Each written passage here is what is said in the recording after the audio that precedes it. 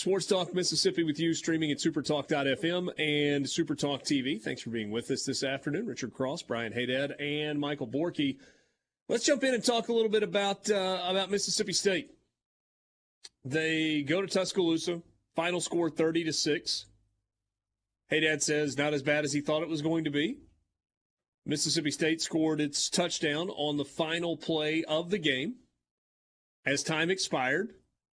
Literally as time expired, and they were not allowed to kick the extra point because it had no bearing on the outcome of the game.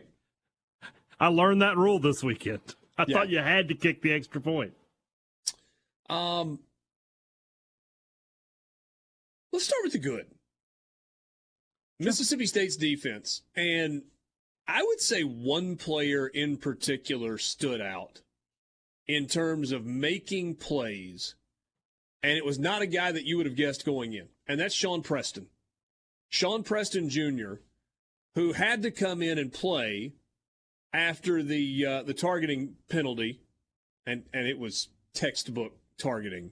It was targeting. No debate.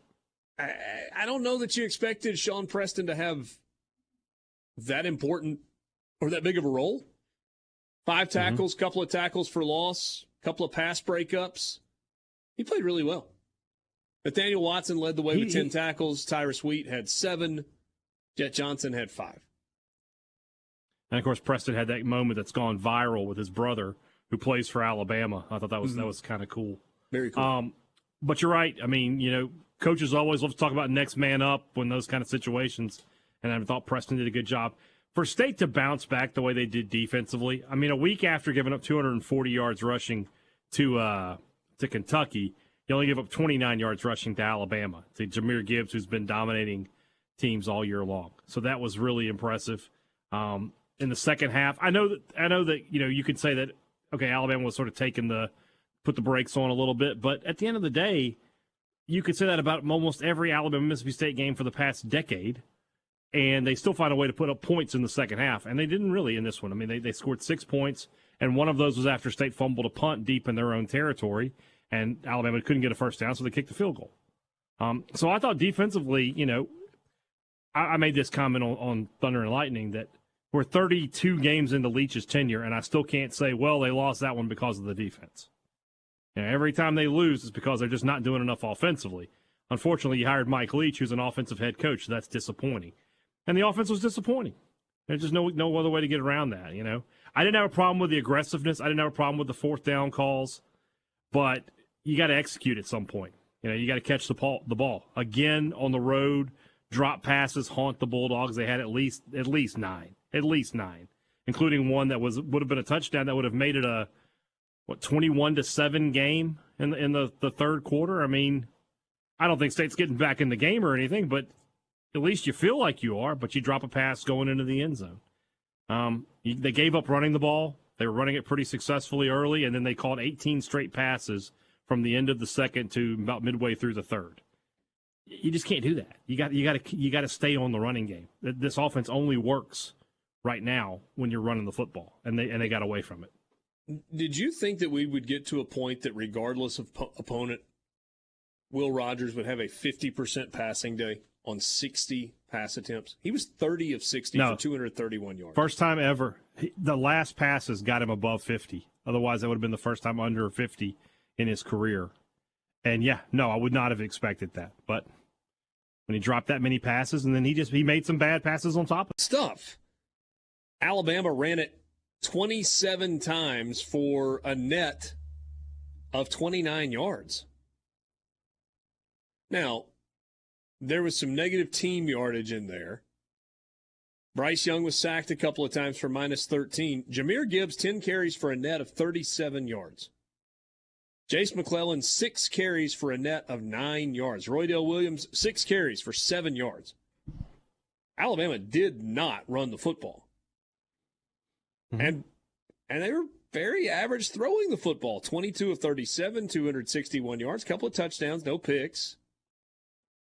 There's nothing that Alabama, and remember, Alabama is coming off a game, and I know Tennessee's defense has got problems, but they scored 49 points, and Bryce Young threw for like 480 last week.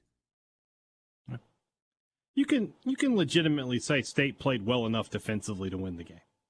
They did. You can say that. And honestly, like I was said on the podcast, I'll say it here. I feel better about State's chances against Georgia and Ole Miss now, coming off of a 24-point loss, than I did before. Because if State can play like that defensively, they can. If they can play like that defensively, I'll say it. They can beat Ole Miss and they can be in the game against Georgia.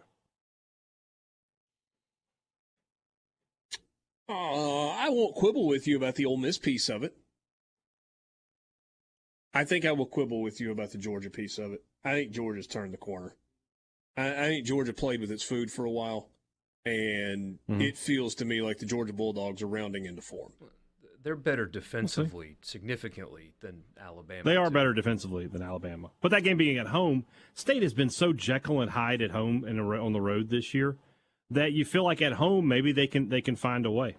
The last time they played Georgia, in Leach's first year, that was one of their better games of the season, in a game where they were down to 45 players. Yeah. So we'll see. We'll see. And Georgia will be coming off of a huge game against Tennessee. And then the next week they'll be playing a big game against Kentucky. State's sort of in the middle of that. Never know. Yeah, I don't disagree. I don't think they're going to win. I'm not picking an upset or anything. Yeah. Yeah, I mean, Georgia's in this stretch where it's cocktail party this week, then Tennessee at home, then at Mississippi State. If there was going to be a time for a letdown for Georgia, that would be it. And you may very well be right. We'll see. We'll see. Oof.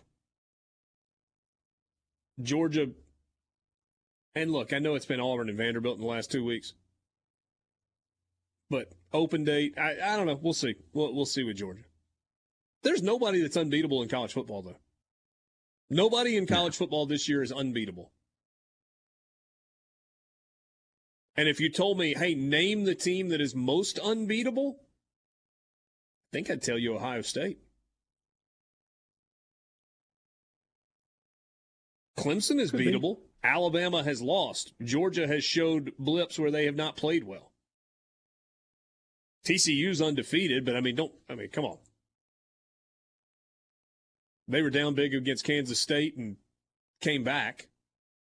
Probably should have lost at home to Oklahoma State the week before. But credit to them, they're undefeated. Period.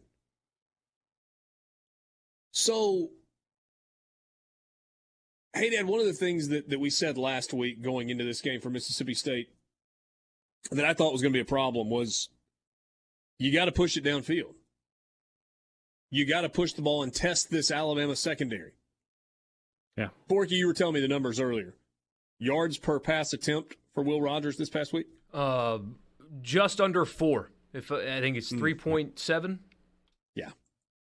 And even the completions are under 8. When he was completing passes, it was under 8 yards per completion.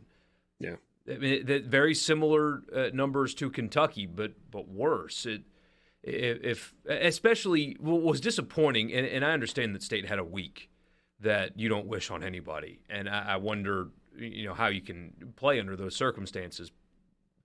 But this isn't unique to this game this weekend. It's happened earlier this year, and it's happened against Alabama always under Mike Leach. But at some point, when you're playing a secondary that got torched the week before, and you're throwing for 3 yards per attempt and 7 yards per completion, that's rough. You're not going to win games being that underneath and conservative. I'm not smart enough to know if it's a wide receiver problem or a scheme problem, but that Alabama secondary is as vulnerable as an Alabama secondary has been since years. Mike Shula was the coach. And that still was the result. It's incredibly frustrating. Yeah. It is. Somebody sent us a message. What about Tennessee? Tennessee gave up 49 points and was fortunate to win last week against Alabama. They won. They're great. Tennessee's a really, really, really good football team. Do I think they're beatable? Yeah. In fact, I think Georgia's going to beat them here in a